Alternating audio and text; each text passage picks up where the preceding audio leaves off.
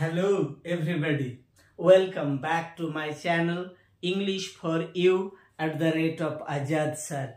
Today I am going to upload an important video, very important video. সেটা হলো কি The Night Train at Deoli. যারা এই বছর ক্লাস 12 এ উঠেছো এবং থার্ড সেমিস্টার ইংরেজি পরীক্ষা দিবে তাদের জন্য ভেরি ইম্পর্টেন্ট এই প্রোজ পিসটা। এখান থেকে তোমরা জানো যে থার্ড সেম একেবারে মাল্টিপল চয়েস টাইপ কোয়েশ্চেন্স থাকবে। তো আমি এই ভিডিওয় the night train at Deoli তোমাদেরকে খুব সহজ সরল ইংরেজি এবং বাংলায় পড়াবো, তোমাদের বোঝাবো ঠিক কী ধরনের প্রশ্ন পরীক্ষায় আসবে, কী ভাবে তুমি যদি পড়ো তাহলে তোমার সেই পড়াটা খুব সহজে মনে থাকবে। আমি সব দিক তোমাদের সুন্দর করে বুঝিয়ে দিব, সঙ্গে থাকো আমার, এবং আমার চ্যানেলটাকে সাবস্ক্রাইব করবে। আর এই ধরনের ভিডিও পাওয়ার জন্য অবশ্যই নোটিফিকেশন বেলটাকে অন করে রাখবে। দেখো, এই যে গল্প the night train at Deoli, এই গল্পটা লিখেছেন রাস্কিন বন্ড। তাহলে প্রথমেই আমরা জেনে নিব রাস্কিন বন্ড সম্পর্কে ভেরি ব্রিফ ইন্ট্রোডাকশন। তো Ruskin Bond is an Indian author of British descent, অর্থাৎ ব্রিটিশ বংশোদ্ভূত একজন ভারতীয় লেখক। কিন্তু এই Ruskin Bond, he is considered an icon among Indian authors and novelist. এখন যে সমস্ত ভারতীয়রা ইংরেজি ভাষায় সাহিত্য রচনা করে বিখ্যাত হচ্ছেন বা হয়েছেন, তাদের মধ্যে রাস্কিন বন্ডকে কিন্তু আইকন হিসেবে গণ্য করা হয়, ধরা হয়ে থাকে। His first novel the room on the roof, তার প্রথম যে নভেল সেটা ছিল the room on the roof. সেই নভেল থেকেই কিন্তু এই রাস্কিন বন্ডের খ্যাতি ছড়িয়ে পড়েছিল। দেখো, আমি ওয়ার্ড বাই ওয়ার্ড মিনিং বলবো, লাইন বাই লাইন মিনিং বলবো, এবং তার সঙ্গে সঙ্গে সেই লাইন থেকে ঠিক কি কোন কোয়েশ্চেন্সটা আসতে পারে সেটা তোমাদেরকে আমি ইঙ্গিত করে দেব। আশা করি তোমরা খাতা এবং পেন নিয়ে বসে পড়ো। When I was at college, I used to spend my summer vacations in Dera at my grandmother's place. এখন এই যে অংশটুকু এইখানে আমরা আগে জেনে যাচ্ছি। When I was, অর্থাৎ I refers to the narrator of the story, এই গল্পের যে কথক, সেই কথকই কিন্তু I is used to spend, তিনি কাটাতেন সময়। কি কখন কাটাতেন? When he was at college, when the narrator was at college, যখন তিনি কলেজে পড়তেন। তাহলে কোন জায়গায় কাটাতেন এবং কি কাটাতেন? Summer vacation. সামার ভ্যাকেশন কথাটার অর্থ আমরা জানি গ্রীষ্মের ছুটি। তাহলে কোথায় কাটাতেন? ইন দেরা। দেরা হিমাচল প্রদেশের একটা শহরের নাম। অ্যাট মাই গ্র্যান্ডমাদার্স প্লেস, তাহলে কোথায়? দেরার কোথায়? নির্দিষ্ট করে আবার বললে যে তার যে গ্র্যান্ডমাদার ছিলেন, সেই গ্র্যান্ডমাদারের যে জায়গাতে বসবাস করতেন, যে গ্রামে বসবাস করতেন, সেই জায়গাতে। I would leave the plains early in May and return late in July. এখন এই গ্রীষ্মকালীন বা সামার ভ্যাকেশনটা ঠিক কোন সময়ে থাকতো? ইট স্টার্টস, অর্থাৎ শুরু হতো একেবারে আর্লি ইন মে, মে মাসের শুরুতে, এবং রিটার্ন, দ্যাট মিনস শেষ হতো এই summer vacation in July, July মাসে। অর্থাৎ এই যে সামার ভ্যাকেশনের ডিউরেশনটা আর্লি মে থেকে পুরো জুলাই মাস পর্যন্ত ছিল। এই অংশটুকুতে তাহলে সামার ভ্যাকেশনটা ডিউরেশনটা কিন্তু আমরা পেয়ে যাচ্ছি। Deuli was a small station about 30 miles from Dera. Deuli অর্থাৎ নাইট ট্রেন অ্যাট দেউলি, যে জায়গাটার নাম অনুসারে, স্টেশনের নাম অনুসারে এই গল্পটা রয়েছে, সেই জায়গার কথাটাই বলছে। দেউলি ওয়াজ এ স্মল স্টেশন, স্টেশন হিসেবে এটা খুব ছোট, about 30 miles from দেরা। এর ডিস্টেন্স অর্থাৎ দেউলি থেকে দেরা যেতে হলে 30 মাইলস, 30 মাইল যেতে হবে। It marked the beginning of the heavy jungles of the Indian Tarai. It marked the beginning. Beginning means starting. যেখান থেকে শুরু হচ্ছে, অর্থাৎ এটা কিন্তু শুরু হচ্ছে যে জায়গা থেকে, সেখান থেকেই শুরু হয়ে যাচ্ছে। অর্থাৎ এই যে দেউলি স্টেশন, তারপর থেকেই শুরু হয়ে যাচ্ছে বিগিনিং অফ হেভি জঙ্গলস, অর্থাৎ যে ফরেস্ট, সেই ফরেস্ট কিন্তু ডেনসিটি, ঘনত্ব এখানে অনেক বেশি। কেন? এখান থেকেই শুরু হচ্ছে, দেউলি থেকে শুরু হয়েছে the Indian Terai. The train would reach Deoli at about 5 in the morning. সকালবেলা যখন প্রায় ঘড়িতে 5টা বাজে, ঠিক সেই রকম সময় যে ট্রেনে করে the narrator of the story যাচ্ছেন, সেই ট্রেনটা কিন্তু স্টেশনে গিয়ে পৌঁছায়। সেই স্টেশনটা হচ্ছে দেউলি স্টেশন। টাইম সেটা হচ্ছে about 5 in the morning. When the station would be dimly lit with electric bulbs and oil lamps, and the jungle across the railway tracks would be just visible in the faint light of dawn.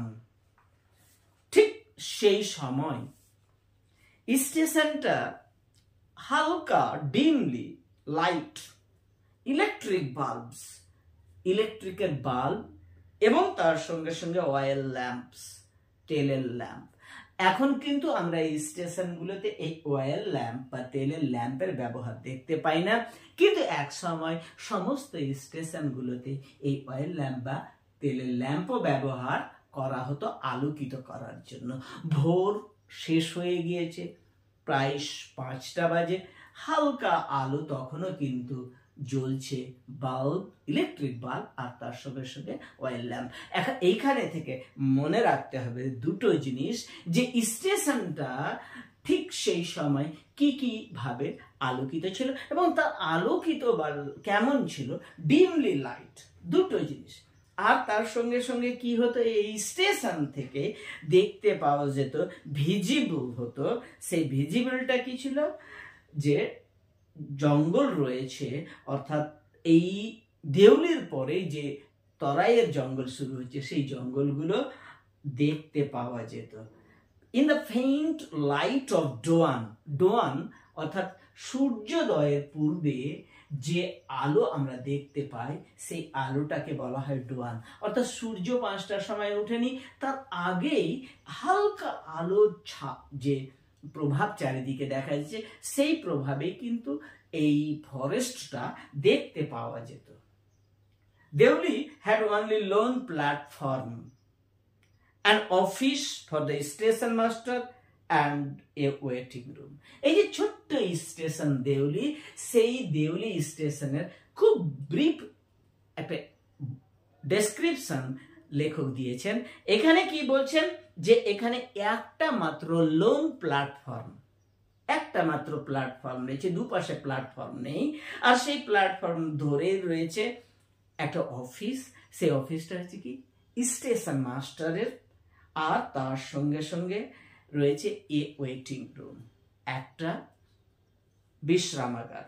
অর্থাৎ আবার আমরা এই অংশটুকুতে 3টি information পাচ্ছি। প্রথম হচ্ছে একটি মাত্র প্ল্যাটফর্ম, ওনলি ওয়ান প্ল্যাটফর্ম, একটা স্টেশন মাস্টারের অফিস, আর তার সঙ্গে রয়েছে এ ওয়েটিং রুম। এখান থেকে আমরা বুঝতে পারবো যে এই যে দেউলি স্টেশনটা কতটুকু ছোট হতে পারে। The platform boasted a tea stall, a fruit vendor, and a few stray dogs, not much else. এই যে একটা প্ল্যাটফর্ম রয়েছে, সেই প্ল্যাটফর্মেরও একটা সংক্ষিপ্ত বর্ণনা, ভেরি ব্রিফ ডেসক্রিপশন দিচ্ছেন।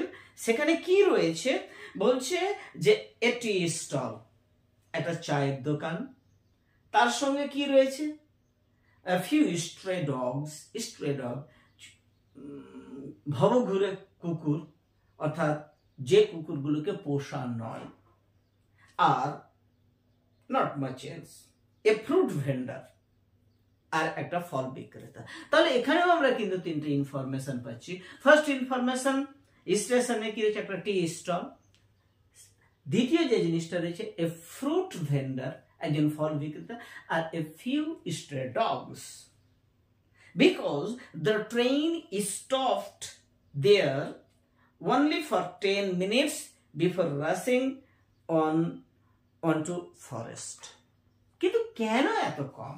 একটা স্টেশন, সেখানে একজন চা বিক্রেতা, একটা ফল বিক্রেতা, আর কয়েকটা কুকুর, কেন? এর মূল কারণ হচ্ছে সেটা কি, যে এই যে দেউলি স্টেশন, এই স্টেশনটাতে ট্রেন অনলি ফর 10 মিনিটস, কেবলমাত্র 10 মিনিটের জন্য দাঁড়ায়। আর এই 10 মিনিট পার হয়ে গেলে ট্রেন ছেড়ে ঢুকে যায় সেই জঙ্গলের মধ্যে, একেবারে ফরেস্টের মধ্যে। Why it stopped at Deuli, I don't know. The narrator of the story বলছেন, I don't know, আমি জানি না। কি জানেন না? Why did the train stop here? এখন এই যে দেউলি স্টেশন, এটা ছোট স্টেশন, এই ছোট স্টেশনটাতে ট্রেনটা দাঁড়ানোর পিছনে কারণ কি থাকে? এই কারণটা কিন্তু বলছেন the narrator of the story, যে আমি জানি না। What did the narrator do not know? কি জানে না ন্যারেটর? যে জিনিসটা জানে না, কেন ট্রেনটা 10 মিনিট এই দেউলি স্টেশনে দাঁড়ায়। নাথিং এভার হ্যাপেন্ড দেয়ার। এই যে স্টেশনে 10টি মিনিট ট্রেনটা দাঁড়ায়, এই 10 মিনিটে কোনো একটা উল্লেখযোগ্য ঘটনাও কিন্তু ঘটে না। Nobody got off the train and nobody got in. এক স্টেশনে ট্রেন দাঁড়ানোর প্রধান কারণ কি থাকে? মানুষ গট অফ, অর্থাৎ নামবে, আর মানুষ উঠবে, গট ইন। কিন্তু এই যে দেউলি স্টেশন, যে দেউলি স্টেশনের গল্পই ন্যারেটর বলছে এই স্টেশনে কোনো মানুষকে কিন্তু ন্যারেটর নামতে দেখেননি, আর ট্রেনে কাউকে উঠতেও দেখেন। তাহলে এই কারণেই ন্যারেটরের মনে প্রশ্ন জেগেছে যে 10টি মিনিট দাঁড়াই কেন এখানে? মানুষ নামছেও না আর মানুষ উঠছেও না। But the train would halt there a full 10 minutes. কিন্তু ট্রেন এখানে দাঁড়ায় পূর্ণ 10 minute. And then a bell would sound, তারপরে একটা ঘন্টা বেজে যায়। অর্থাৎ আমরা জানি যে স্টেশনে লম্বা একটা থাকে লোহার বার, সেই বারে গিয়ে ঘন্টা মারতে আমরা দেখি, সেই ঘন্টা বেজে যায়। The guard would blow his whistle, তারপরে যে গার্ড সে তার বাঁশিটাকে বাজায়। And presently Deuli would be left behind and forgotten.